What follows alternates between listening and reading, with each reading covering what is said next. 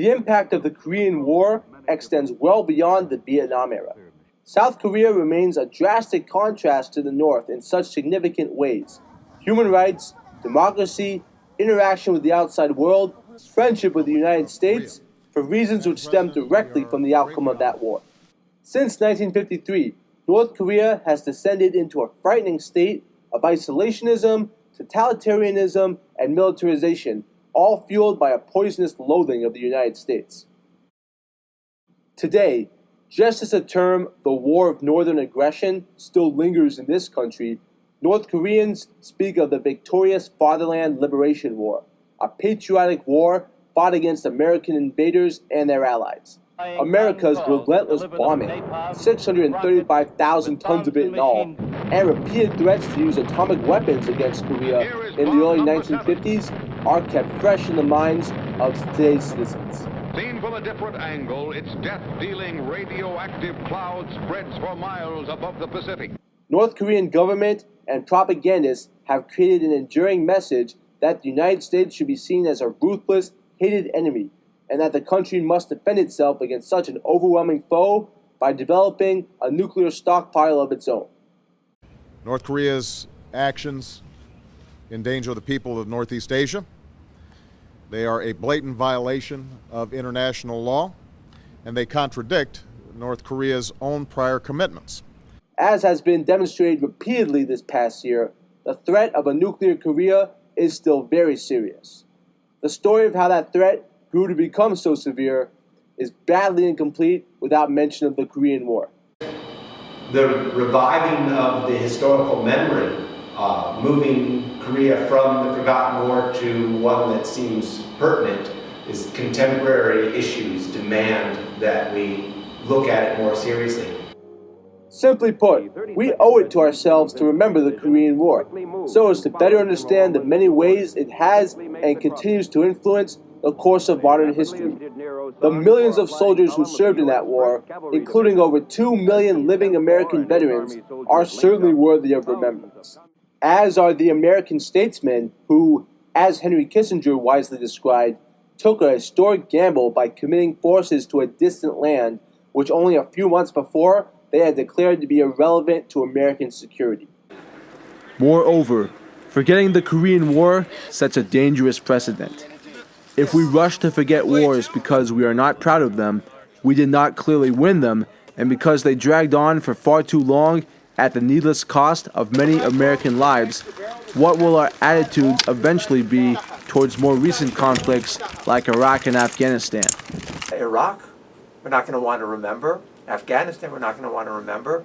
These are wars that have gone on for 16 years and 14 years, and we still haven't ended them, and we still are losing territory. So these are not wars. We haven't fought wars that we're proud of. Here in Washington, D.C., the most symbolic gesture to preserve the nation's military past comes in the form of the numerous memorials dotted along the National Mall. Among the most moving of these is the Vietnam Veterans Memorial in the Constitution Gardens. This memorial consists of 2 enormous walls, as well as 2 statues added in later years, which make the connection to the Vietnam era more visually explicit. It is a project that has been very well received, judging by the millions of visitors it attracts each year and the great crowds of veterans that attended its 35th anniversary in November 2017. Although critics have recognized the limitations of honoring solely the American losses in Vietnam.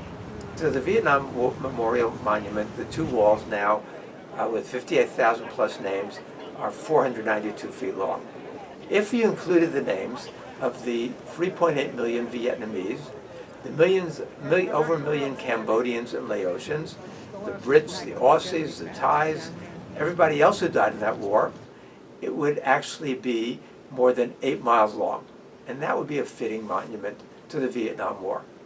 But it's not a fitting monument, and Americans have forgotten it, especially the younger generation. Across the reflecting pool lies Vietnam's counterpart, the Korean War Veterans Memorial. Here stand 19 statues of American soldiers, 38 if you count their reflection in the nearby mural wall, a reference to the 38th parallel that divided North and South Korea at the outbreak of the war. Constructed in 1995, This memorial was designed to underscore the heavy tolls the war had taken, as well as to bring to life the horrific conditions soldiers had endured, especially during the cruel Korean winters where temperatures often dropped to negative 30 degrees. Many veterans, as well as their descendants, view these efforts as a success. That's great. As you can see, people come back and put wreaths and flowers and flags, so they're remembering their forgotten warriors, whether or not they died in the conflict or have died since. It's great that it's located, I think, near the Lincoln Memorial, so it brings more people to it, so it'll bring more attention to the Korean War, I think. Hopefully more people will remember it in their history, remember those who have fought and died. As it says, freedom's not free, which it's not, which you see all the time around the world. Every time I go to the monument for some of the services that we conduct there, I always have the feeling that this is the way we looked, this is the way we behaved during those times. So it's a very fitting monument. Memorials cannot do the whole job by themselves, though. It largely comes down to the way history is taught in schools and which conflicts are granted enough attention in the classroom. American public schools regularly teach history and social studies and often cover the Big Four fairly thoroughly: the American Revolution, the American Civil War, World War II, and the Vietnam War. Otherwise, there is room for improvement. Korea is far from the only war to lose the spotlight to other conflicts of its era. In many American history classes, the Civil War diverts attention from other important, though little mentioned, American wars from the 19th century, including the War of 1812, the Mexican-American War, and the Spanish-American War. The urge to focus on the central conflict of this period is understandably strong, but many familiar consequences occur when we allow the other wars of the era to remain understudied. Long-term foreign relations with Europe, enduring border tensions between the US and Mexico, some of the ugliest episodes of World War II and the Cold War, and the birth of the Panama Canal and a new era of maritime trade, all were products of the aforementioned wars that are too often bypassed in history lessons. Also losing out in this trend are many important wars fought outside the United States, a consequence of the American and Eurocentric curriculums for which American public schools have often been criticized. Former public school students currently taking world history as part of the International Baccalaureate program in private school could readily tell the difference. My time spent there, especially learning history, was much different than what I've been learning today, in the sense that we learned directly out of the book and that we never really challenged what was inside the book. At least they weren't challenging the ideas that the colonists were sort of being helped by the Native Americans. It was always in the sense that they were doing all this on their own. Also, what we learned in history class was never really centered on other world events. It was mostly U.S. world history, and it focused on just, I think, mostly New World colonial expansion. Students in this class appeared to have had little prior contact with the Korean War, aside from having visited the memorial on the National Mall and hearing from their grandfather about having served as an engineer. They agreed that its title of The Forgotten War was accurate. It really is the forgotten war, because nobody really ever talks about it. Vietnam, everyone talks about. All the movies are about Vietnam. No movies are about Korea. And yeah. All I knew was there were cool fighter jets, and at some point the Chinese sent a whole slew of men to just do a good old picket charge type thing. I never really knew what was happening with the context of that, what the Korean War was. I guess that's why it's called the Forgotten War. However, in teaching a unit on the Cold War, their history teacher had devoted a greater than traditional focus to the Korean War. This approach had apparently succeeded in revealing the historical and contemporary significance of that conflict to students. I would often think that it's more important than the Vietnam War in the sense that it marks the beginning of an era of U.S. foreign policy and sort of a shift in how Western Europe and the United States sort of combats extremist ideals. People are asking why, like, we're having this tension with North Korea and the nuclear weapons, and why the U.S. should be scared, and that goes directly back to the Korean War. If only the average high school student could speak to the importance of the Korean War with such assurance, its legacy would no longer be considered threatened.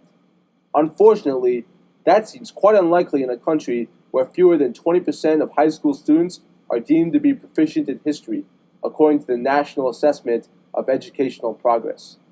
Equally few students seem to be particularly enthusiastic about attending history class.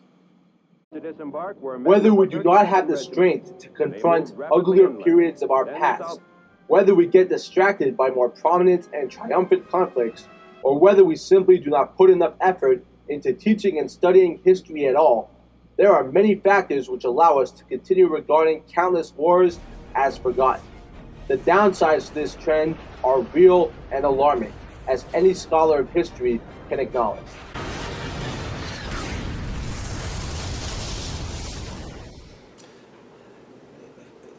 Forgetting history is dangerous. It's got palpable consequences. If the Americans had learned the lesson of Korea, we had learned the lessons of Vietnam, and remembered those lessons, perhaps we would not have gotten involved as we did in Afghanistan. Perhaps we would not have gotten involved in Iraq. Perhaps we would not have gotten involved in Libya. So Americans forget that history. They forget the history of the wars. They forget the history of our military involvement. And when you forget those, then you've got these young kids who never learn it, who are super patriots, think they're defending the country, and are happy to march off to wars in distant lands that they don't understand, with countries that have got complex histories, cultures that they've got no understanding of, and we get involved and we repeat that mistake over and over and over again.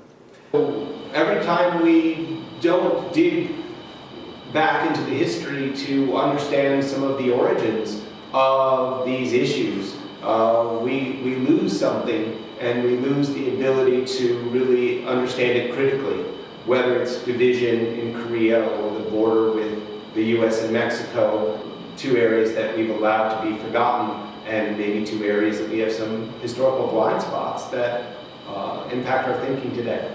What can be done about it? I think that begins in schools, but it also is part of our civic dialogue, and it takes Americans to be concerned about their country, and not just daily political battles, but to learn about the past as a way of sort of bringing more depth and breadth to ongoing current political disputes. So, what can be done to reverse this discouraging deficiency? Should history teachers make a collective effort to focus on all wars, not just the most obvious ones, in their classrooms? As North Korea continues to test its nuclear weapons, should the media more clearly highlight the historical origins of such a dangerous regime to the general public? Can the present be used to illuminate the past and validate the study of it? What solutions might work remains to be seen, but from honoring those who risked their lives half a world away to limiting the gaps in our modern historical timeline, there are so many reasons why the effort to keep military history from fading in our cultural and academic memory is worthwhile. The Korean War must not remain the forgotten war, nor should any other conflict be put in its place. Every war, every piece of the great puzzle that is history, deserves to be remembered and understood to the best of our ability.